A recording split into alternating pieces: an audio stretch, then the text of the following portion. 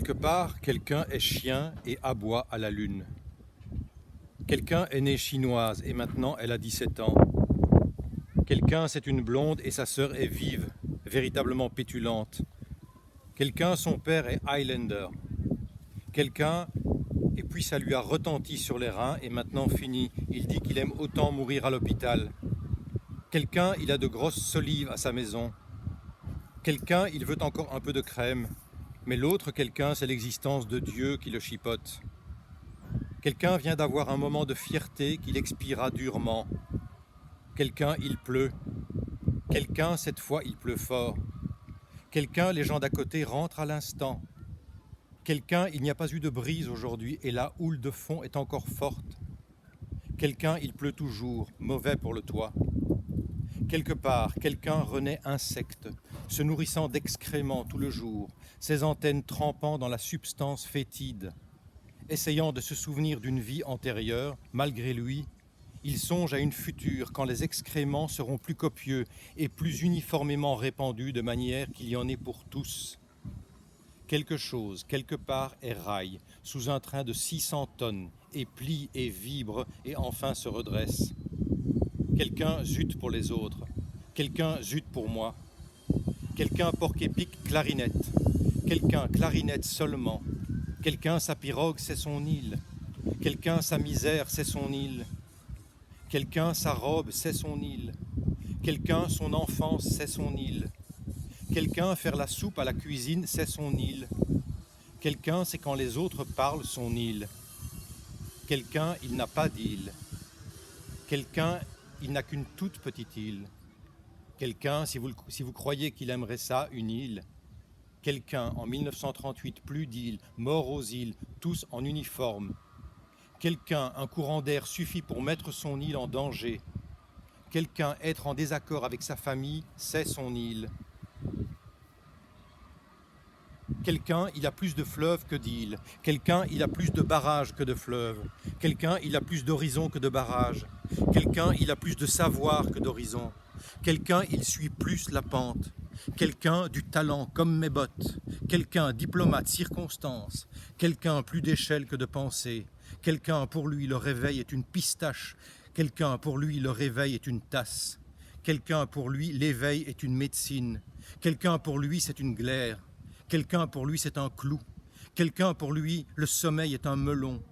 Quelqu'un dort dans un lac, tantôt dans un lac, tantôt dans une citerne. Quelqu'un dort dans une turbine, tantôt dans une turbine, tantôt dans un carrousel. Quelqu'un, il a un sommeil d'agneau. Quelqu'un est de ceux qui se plaisent à gratter un chat sous une bâche. Quelqu'un est de ceux qui n'ont que leur peur à se mettre sous le crâne. Quelqu'un est de ceux qui ont 50 fois 20 ans avant de vieillir. Quelqu'un est métaphysicien anxieux abdominal. Quelqu'un voit d'un côté les soleils, de l'autre les serpents. Quelqu'un est de ceux qui, même en rêve, ne ressusciteraient. Henri Michaud.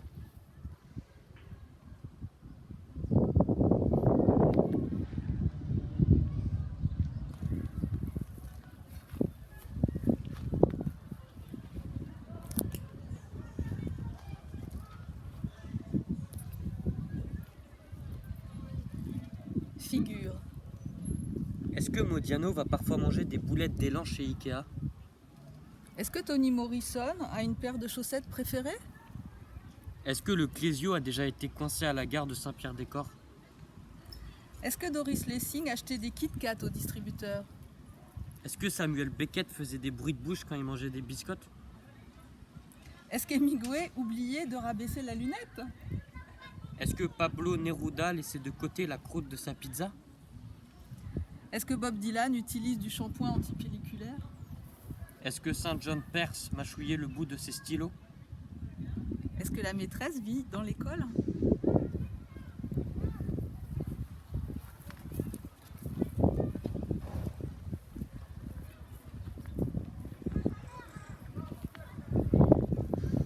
Chaque bibliothèque est classée à sa façon. La mienne l'est à ma façon. Le « à ma façon » sert souvent à indiquer de manière non péjorative, améliorative, l'aspect artisanal de quelque chose. C'est une autre façon de dire aimable fait maison qui appelle l'indulgence.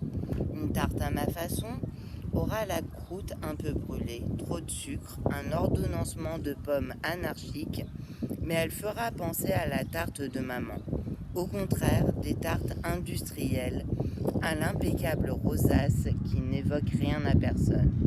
Un vêtement à ma façon, coupé de travers avec des fils qui dépassent, aura le charme indéfinissable du cousu humain. Ainsi, un œil non averti, considérant cette bibliothèque classée à ma façon, pourra penser qu'elle est complètement en désordre.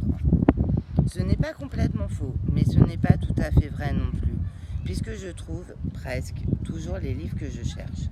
Ma bibliothèque est un assemblage de 5 modèles Billy étroits, 2 Billy larges et 12 sur Billy. L'avantage des Billy étroites est qu'elles ne poient pas sous le poids des livres, comme ont tendance à le faire penser les Billy larges. Il paraît qu'une bibliothèque Billy est vendue toutes les 10 secondes. Il paraît aussi qu'un Européen sur 10 a été conçu dans un lit Ikea, bien que cette information soit difficilement vérifiable. Les miennes, de Billy, ont été achetées à la suite du grand effondrement de l'ancienne bibliothèque. Le drame s'est produit à Nîmes, rue Trajan, le 9 juin 2015. Vers 14h58, je rangeais avec satisfaction le dernier livre dans ce qui fut, durant un court moment, la nouvelle bibliothèque. Feu, la nouvelle bibliothèque était faite de planches en bois aggloméré coupées sur mesure de chez Castorama, maintenues au mur à l'aide de rails et d'équerres en métal. Vers 15h, je quitterai le salon un instant lorsque j'entendis un grondement dans mon dos. Le sol trembla. C'est ainsi, paraît-il, que surviennent les avalanches. D'un seul coup, brutalement, sous l'effet de la pesanteur, des monceaux de neige et de glace se détachent de la montagne et se mettent à dévaler les pentes en emportant tout sur leur passage. Le glissement de terrain qui venait d'emporter la bibliothèque avait ainsi entraîné la chute de tous mes livres. Ils gisaient dans la pièce, certains béants dans une position pas naturelle. Des pages cornées étaient à craindre, peut-être même pire. Le mur, construit dans ce qui ressemblait à de la bouse de vache mélangée à des cailloux, n'était pas à même de supporter le poids de toute cette littérature. Tout s'est écroulé, tout s'est mélangé. Bout de mur en bouse de vache, planches, équerres, livres comme une coulée de lave ou de boue, dans un fracassant nuage de poussière. Le grand effondrement aurait pu me coûter la vie. C'eût été une belle mort, comme Molière ou Dalida, qui voulaient mourir sur scène. J'ai survécu, tant pis. Sur le rebord des étagères, devant les livres, sont posés de petits objets, des bricoles. Des souvenirs arrivés d'on ne sait plus où et oubliés là depuis. Un bateau en papier sérigraphié avec une tête de cachalot sur un socle. Une petite bobine de film éducatif titrée Les Dents dans sa boîte. Un galet rond et blanc. 4 petits cochons en céramique. Un petit post-it jaune sur lequel était dessinée une tête de mort. Une bande de papier sur laquelle était inscrit Erratum, 4e de couverture. Il faut aussi l'air dans les charrettes. Une revue Fou Rire datée de 1964. Une boîte Souvenir de l'île Dieu qui fait le bruit des mouettes. Un schtroumpf à lunettes en carton qui annonce Notre nouvelle BD est arrivée, sous l'œil réprobateur d'un intercalaire pour Pléiade Charles Baudelaire. Le penseur de Robin en cire de Minnie Babybel. Une plaque en tôle émaillée, licence poétique. Une boîte en carton, poudre anti-monstre spéciale placard, lit et armoire.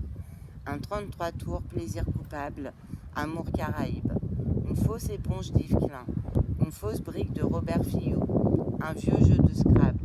Il y a chez moi plusieurs lieux de résidence hors les murs pour les livres.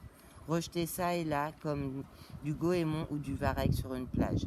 Il s'empile, il s'étale, on marche dessus. On n'a plus de place pour poser une tasse à café. On ne s'entend plus penser. Parfois, comme les goémoniers passent leur récolte des algues, je fais le tour, j'empile et je range. Jusqu'à la marée prochaine.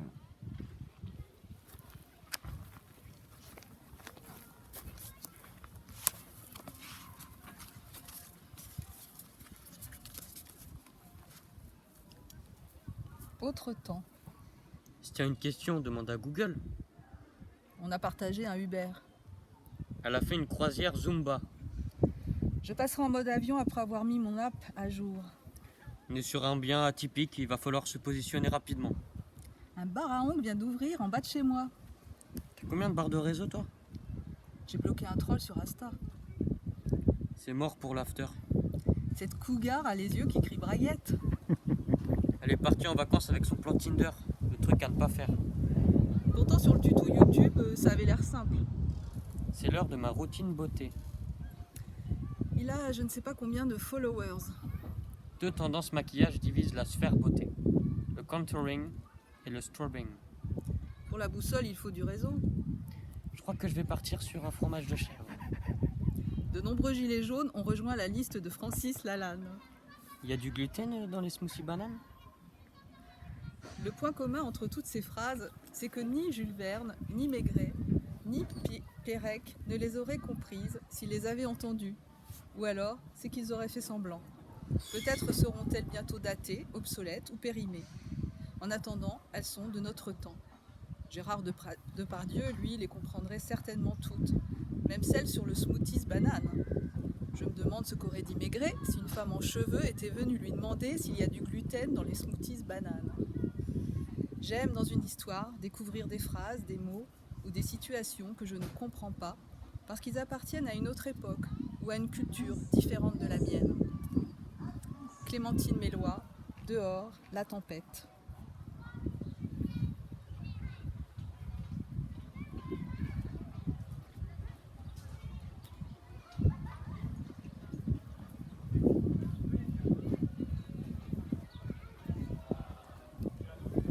Le sommeil est un genre d'activité auquel je m'adonne volontiers.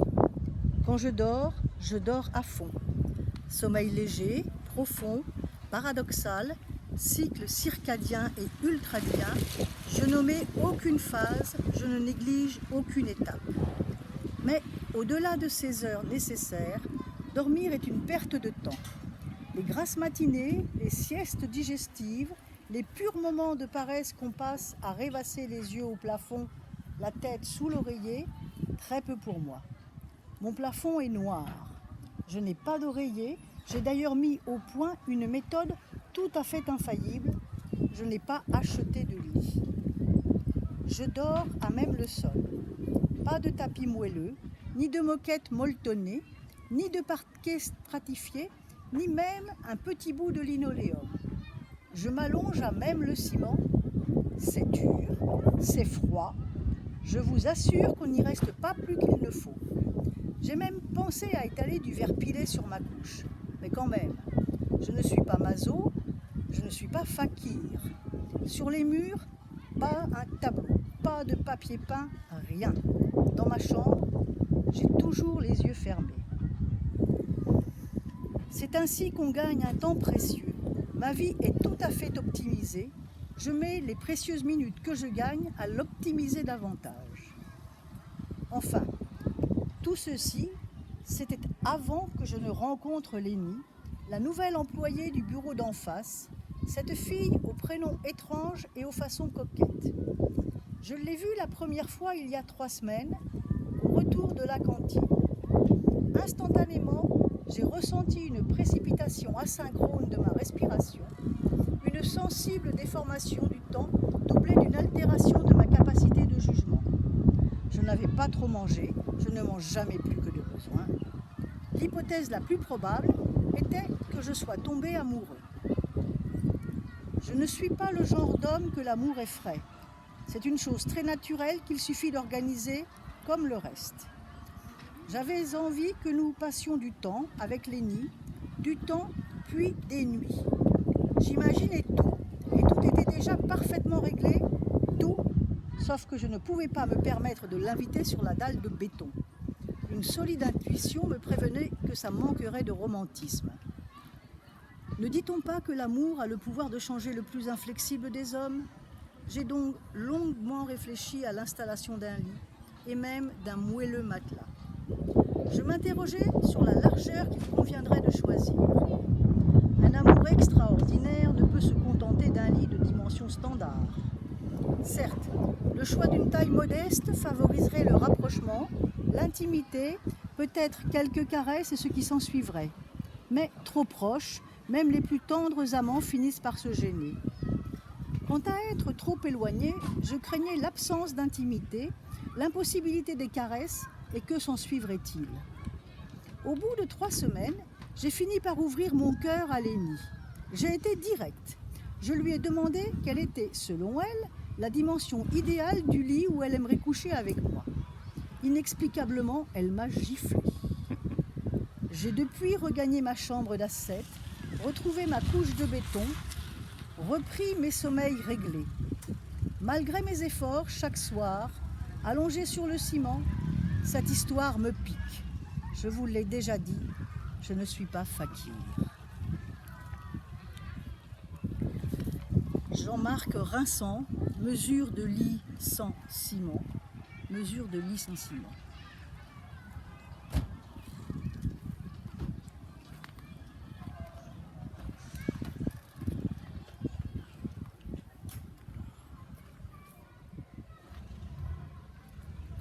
Je suis arrivé hier en ville par un train du soir.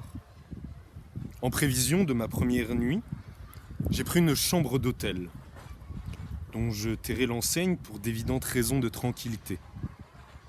J'ai réglé par avance la somme d'argent qui m'en assurait la jouissance éphémère et me suis dirigé, suivant les conseils de la réceptionniste, vers le premier couloir à droite. J'ai tourné la clé dans la serrure de la chambre numéro 1. Je suis entré. J'ai posé mon sac sur le lit à 2 places malheureusement mollasson. Puis, par simple geste de routine, j'ai ouvert l'armoire. Dans l'armoire, il y avait un cintre. Quand je dis dans l'armoire, il y avait un cintre, je veux surtout laisser entendre qu'il n'y en avait pas 2. Pas 3, pas 5, pas la demi-douzaine en fil de fer qui diffuse habituellement au moindre souffle une délicate musique de triangles cristallins. Il y en avait un seul. D'ailleurs, je n'étais pas accompagné. Je n'avais qu'un manteau et ce soir-là, une seule pensée. La plus rudimentaire qui soit, j'avais faim. Qu'il y eut dans l'armoire ce seul cintre n'était pas vraiment pour me déplaire. Commencer mon séjour par une telle provocation au dénuement était une sorte de bénédiction. Car on ne met pas le pied dans un voyage sans jouer un tant soit peu à celui qui se vide. Comme la faim me tenait de plus en plus, je laissais là mes réflexions, m'assurais tout de même qu'il y avait bien 2 robinets au lavabo, un rouge, un bleu, et je sortis. Contrairement au tourisme fiévreux, le voyage est une oisiveté. Dans le restaurant que je choisis, ce premier soir, il n'y avait personne. Cela me rassurait. Cela me paraissait logique et de bon augure pour continuer la série de tout ce qui cherchait à me désoler. J'entrai donc en me disant à moi-même, à voix haute, « Un couvert pour monsieur !» Et moi-même me répondant, « Oui, s'il vous plaît, et s'il n'est pas trop tard, je n'ai pas réservé. Vous n'aurez pas de concurrence. » Je m'assis à la place de mon choix et j'attendis ce à quoi l'on s'attend quand on est dans un restaurant avec une faim de loup et qu'on est au moins solvable à la hauteur de toute prochaine addition. J'attendis en silence. Et puis, j'appelai.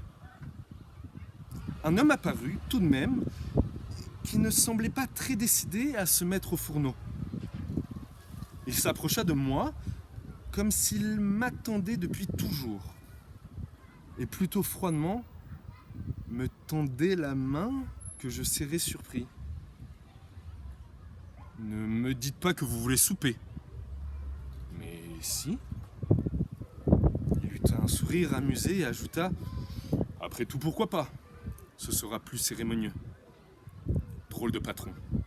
Il partit, revint et me confia la carte que je parcourus lentement, sous le poids de son regard un peu triste. Il n'y avait que l'embarras du choix. Je me décidai sans tarder pour des schneckes, des escargots à l'alsacienne. J'aime les escargots avec leur petit goût de terre. Je vais voir s'il m'en reste. Toujours dans les restaurants, cette phrase redoutable est de mauvais augure. Il parut, revint et me dit « Il ne m'en reste qu'un. » Vous voulez dire une douzaine, une demi-douzaine. Un. Il commençait à m'agacer, ce patron, avec ses airs d'avoir été décoré la veille. Je lui lançai « Comment peut-il n'en rester qu'un » Il s'était enfui de son filet de dégorgement et je l'ai attrapé à la course. Mais il est de belle taille, j'ai du beurre d'escargot. Je peux vous préparer un escargot, mais pas deux. Alors je le prends.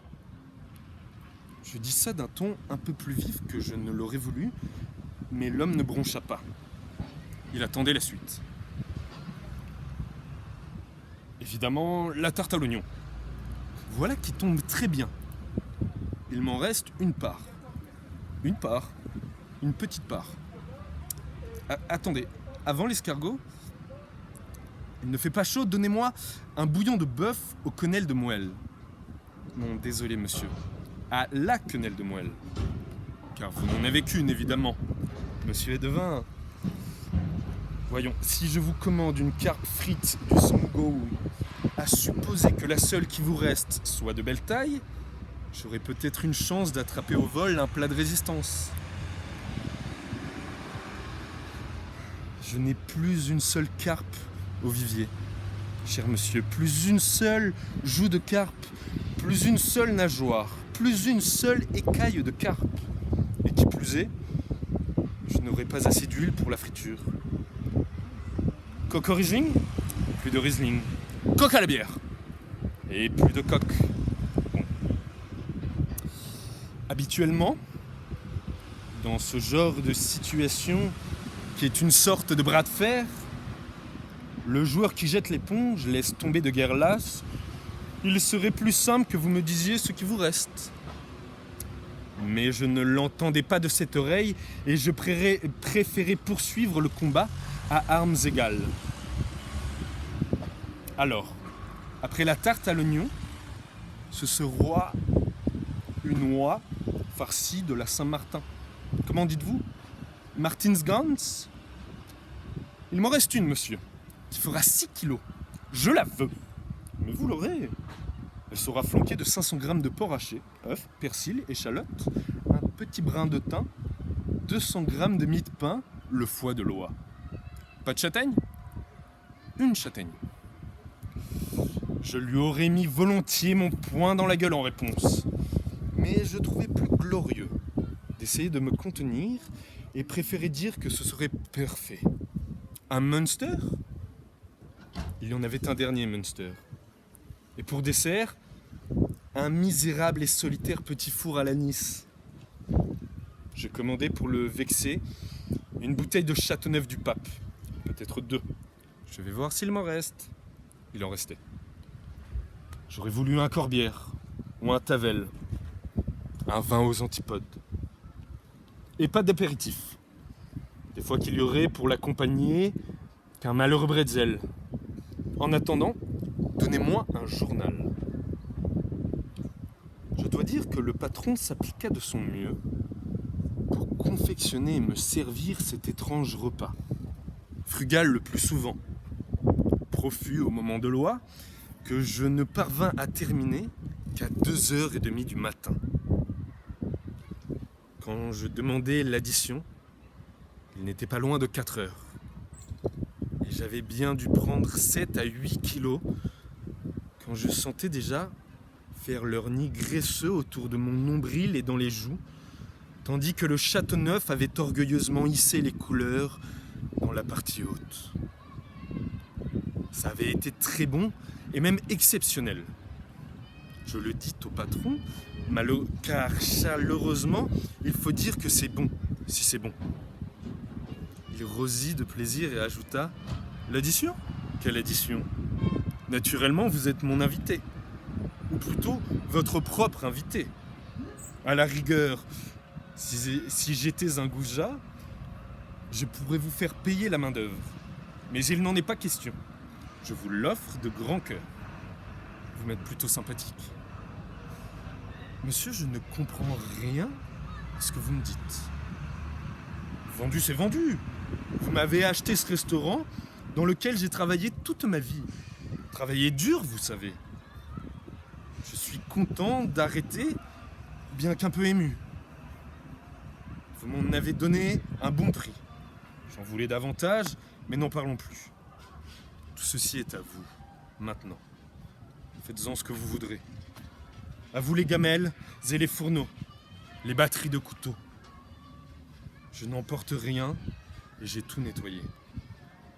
À vous les couverts et les tire-bouchons, les passoires, les chinois, les râpes, les fétous. À vous le compteur électrique et l'arrivée de gaz, la chambre froide et le four chaud. La cave est vide, mais je vous laisse les porte-bouteilles et le hérisson. Les salières aussi sont vides. Je vous les abandonne. Elles et les 23 moulins à poivre. Qu'est-ce que j'en ferai maintenant? Je n'ai plus d'huile et de moutarde. Sinon, je vous les aurais laissés comme le reste. Et vous m'avez mangé la dernière tranche de pain. Tenez, je vous abandonne le chat, qui ne s'habituerait pas au déménagement. Je suis content de vous avoir montré la façon dont je cuisine. Et entre vous, entre nous, sans vous vexer, je doute que vos futurs hamburgers arrivent à la cheville de mon noix farcie. Au moment où je commençais à comprendre que le patron me prenait pour un autre, la porte du restaurant s'ouvrit sur une caricature de cadre dynamique porteur d'une mallette dite attachée de case. Il avait les bas de pantalon tout boueux et les mains sales. Il dit, pète sec, « Je suis en retard, un accident. Je veux me laver les mains, je veux téléphoner, je veux un Coca-Cola. » Le patron dit en clignant de l'œil vers moi, « Il m'en reste une caisse. Donnez-moi les clés. Les travaux commencent demain, ou plutôt aujourd'hui. Il faut que je dorme 2 heures. Laissez tout ça. Videz les lieux. Monsieur a dîné ici, je l'invite. Je vous invite. Vous serez notre premier client. » Ah non, dit le patron. C'est moi qui l'ai invité. C'est moi qui l'ai soigné. C'est moi qu'il doit remercier. D'ailleurs, c'est fait. Avec des produits qui m'appartenaient puisque la vente est d'hier matin. Mais dont j'ai, moi, soigné la préparation. Avec mon gaz et mon courant. Oh, vous n'aviez qu'à être à l'heure au rendez-vous. Comme une sérieuse violence commençait à s'installer, je crus bon d'intervenir pour calmer les esprits. D'un ton réjoui de Salomon repu et aviné, je m'écriai. « Messieurs, je vous en conjure, bas les armes. Vous vous battez pour m'offrir ce repas splendide, l'un des plus beaux de ma carrière de gros mangeur. Laissez-moi vous départager. Donnez-moi l'occasion de vous remercier plus que doublement. Voici ce que nous allons faire et tout le monde sera content. Vous serez plus généreux encore. Vous allez m'offrir 2 soupers chacun, puisque j'ai mangé comme 4.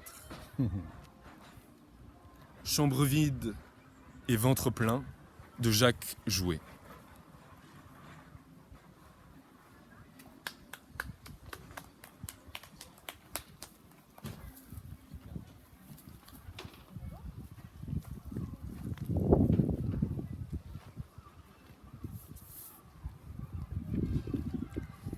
Je ne vois plus le soleil, ni l'eau, ni l'herbe, m'étant emprisonné où nul matin n'a de domaine.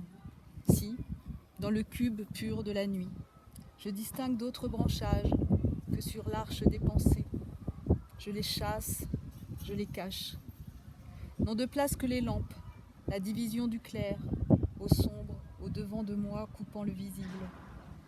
Le peu de monde matériellement étendu à plat, oui, devant moi, accessible partout à mes mains.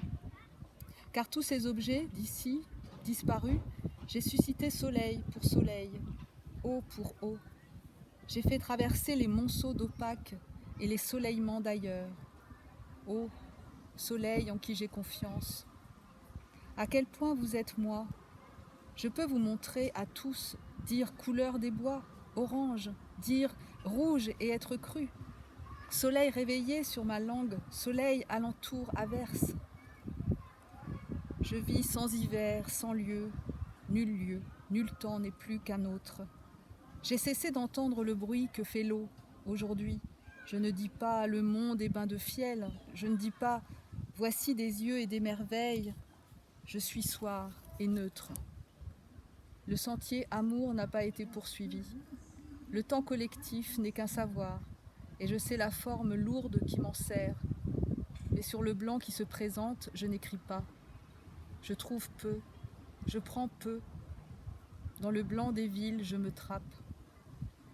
S'il y a toujours des voyages dont on ne revient pas semblables, une fontaine, non de sagesse, mais de signe, peut-être est-ce le lieu seulement où je tends, qui ne vise pas le futur, la pierre le pactole, ni le jeu des arbres, ni celui des membres des bateaux, qui vit sans ciel, qui vit sans froid, questionnant, ou dites-moi où serais-je ? J'appartiens au nerf des rues, aux murènes, aux hiéroglyphes, à l'écorce de l'automne, au babillage des émaux, au don de soi, à l'avarice, à la grandeur. Petitement, certes, modérément à contresens, pour des siècles, minutes, heures, pour rien, pour un point jaune dans le clair. Le tout soleil, le feu rond, la bave du bleu, le buxin, le magasin d'eau, le bois doré, l'épagnol ou le chardon, le narval je suis. Je suis aussi le tard qui endort ses mouches, ou la version des étoiles pas plus nouvelle, cependant pas plus sûre. Je suis passé par là, je sais, je vous crois. J'appartiens à un temps où tout commence, le vide, le plasma, le calcul, le vivant.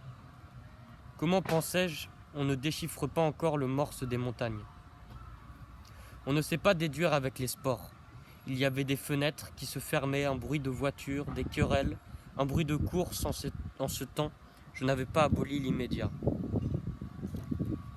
J'appartiens au doigt qui frappe le la, à la trame, au manteau, à l'assiette de miel, au mocassin, à la fourrure du bourdon.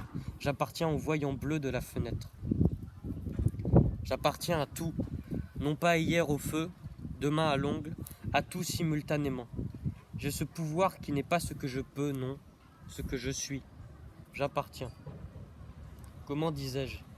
Il y a des cendres que je ne suis pas, des roues que je n'ai pas tournées, des carrés où je n'ai pas été angle.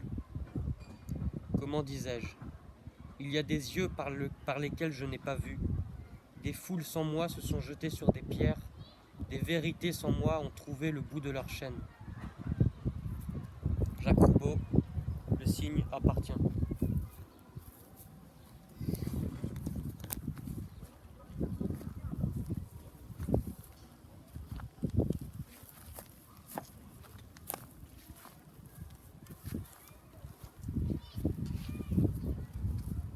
Oh,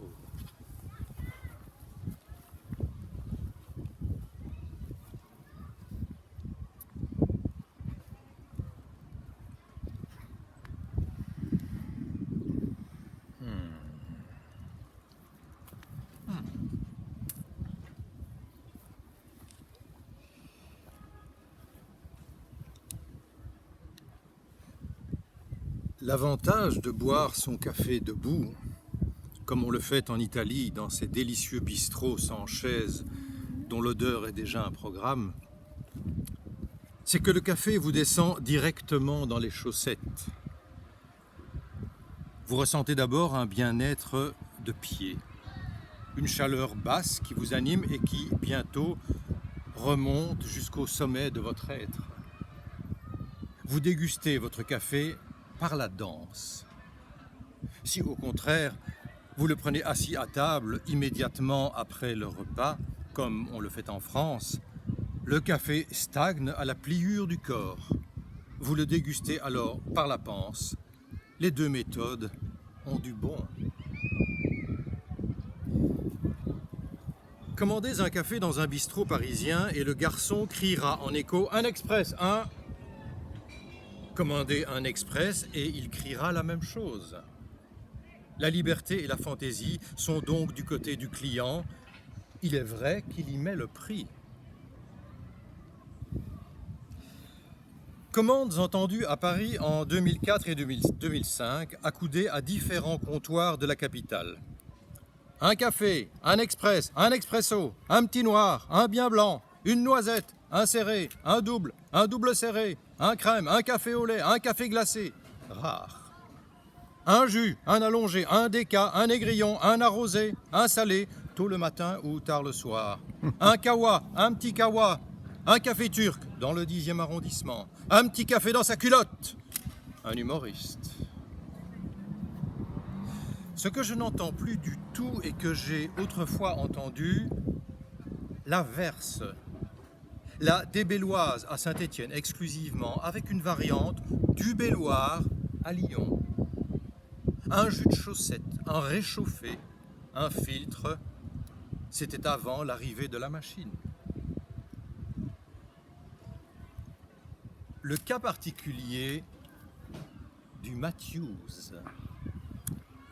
Le Matthews est un express double servi très serré dans une petite tasse. Peu de gens le savent. Créé par Harry Matthews, qui consomme ainsi son petit noir à la limite du goudron, ce mot n'est pas encore connu de tous les garçons. Je ne l'ai entendu utiliser qu'une fois in situ.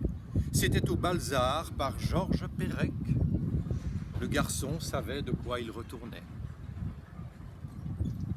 Le cours du Petit Noir à Paris, en ce début de 2005, va de 1 € près de la gare de l'Est à 4 € au Café de Flore. La quantité est sensiblement identique, la qualité un peu différente. Mais le mystère restera toujours pour les provinciaux de comprendre comment, à Paris, le même café pris dans le même bistrot coûte du simple au double, selon qu'on le boit debout ou assis, selon qu'on le danse ou le pense. Le café, bien qu'il soit le plus souvent hors de prix dans l'absolu, se doit de rester la boisson la moins chère de la carte. C'est une tradition. Le thé, toujours servi trop chaud par la machine à café dans un esprit de vengeance sans doute, peut s'envoler dans les hautes sphères financières. Le café, lui, reste à sa place, la première. Ils sont de plus en plus nombreux, ceux qui boivent leur café sans sucre. Les boules qui campent sur le zinc tardent à se vider.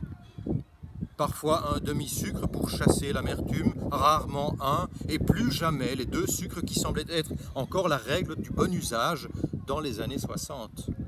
Masbout, diraient les Égyptiens, qui pratiquent plus volontiers le 3 ou 4 sucres. Depuis quelques années, ce n'est plus un, mais ce sont 2 cafés que l'on prend au restaurant après le repas. Le premier est un café, le second sert de pousse-café. Le café a changé de nature. De long et liquide, il est devenu court et crémeux. On ne peut plus vraiment dire qu'il s'agit d'une boisson.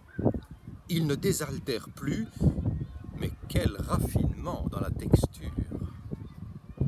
Il en est certain que l'on rêve d'attaquer à la cuillère comme on le ferait de sorbets chauds, d'où l'habitude venue d'Italie de servir un verre d'eau avec le café.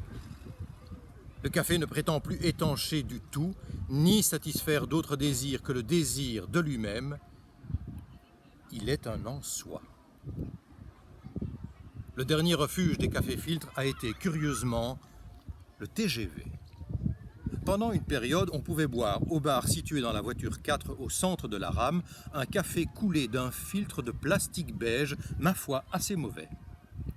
Ce modèle, qui supposait des manipulations bouillantes dans un bistrot tanguant, a été vite abandonné au profit du café sous pression tiré dans la machine noire.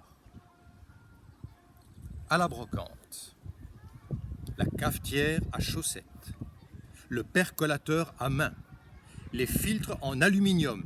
À quoi pouvait bien servir une chose pareille, ai-je entendu, aux puces de Vanves?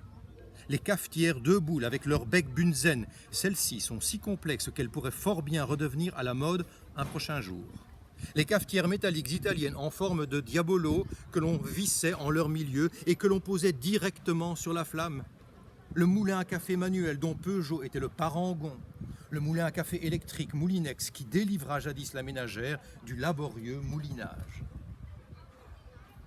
Il semble en aller du café maison comme du rasage. Le monde des utilisateurs se partage en deux, les manuels et les électriques. Il y a les irréductibles du filtre en papier et de l'eau chaude et les adeptes du percolateur domestique. Chacun peut ainsi réaliser à peu de frais le rêve communément partagé d'être garçon de café, comme autrefois, avant de devoir se servir soi-même, on rêvait tous d'être pompistes. L'usage moderne du café a créé un nouveau bruit à écouter seul le matin dans la cuisine silencieuse. Prenez vos ciseaux et coupez le sommet d'un paquet de café emballé sous vide. Approchez l'oreille et vous entendrez le souffle du café qui ouvre ses poumons. Presque aussitôt suivra l'odeur restée jusque-là captive et qui s'en donne à cœur joie. Dégustez ce bruit et cette odeur, car le temps est proche où le café sera invisible, emprisonné dans sa capsule d'aluminium. Il n'aura plus d'existence que liquide. Le grain a disparu, la mouture va suivre. Certains hérétiques écument la surface de leur expresso et jettent dédaigneusement la mousse dans la soucoupe avant de boire. C'est horrible, mais j'en ai vu. D'autres avalent le café et la mousse dans un délicieux mélange fait d'amertume et de douceur. Ce sont les plus nombreux. D'autres enfin, par une subtile aspiration, boivent le café qui niche sous la mousse et gardent cette mousse pour la fin, qu'ils cueillent avec leur petite cuillère et qu'ils écrasent en extase entre la langue et le palais. Bientôt, la belle et sage expression « café bouillu, café foutu » s'enfoncera dans l'histoire et l'on aura bien du mal à expliquer aux gourmands ce que pouvait être un café amer, au mauvais goût de la veille et qu'on buvait brûlant. Paul Fournel.